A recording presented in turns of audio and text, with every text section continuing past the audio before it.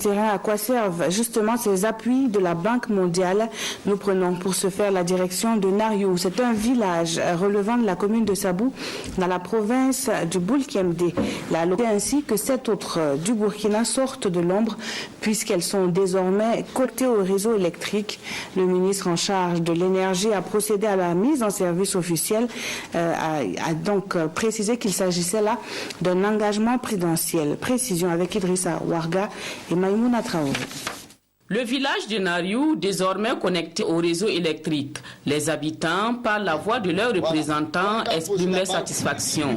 L'électrification du village permettra d'améliorer leurs conditions de vie. Beaucoup d'entreprises seront ouvertes. Le commerce aussi, ça va développer d'une part.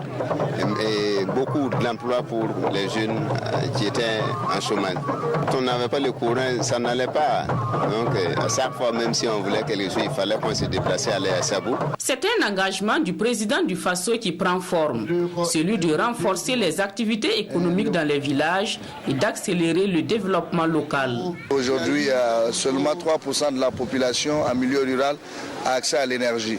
Et il a fait donc de cela son cheval donc de bataille, de faire de telle sorte qu'en 2020, nous puissions avoir au minimum 19 à 20% de la population qui a accès à l'énergie. C'est un travail que nous allons mener vraiment avec beaucoup d'énergie et faire de telle sorte que les engagements du président, en ce qui concerne donc le PNDS, puissent être atteints en 2020. Après Nariou, le ministre de l'Énergie mettra officiellement en service le réseau électrique dans 7 autres villages dans les régions de la Boukou du Mouhoun et des Hauts-Bassins.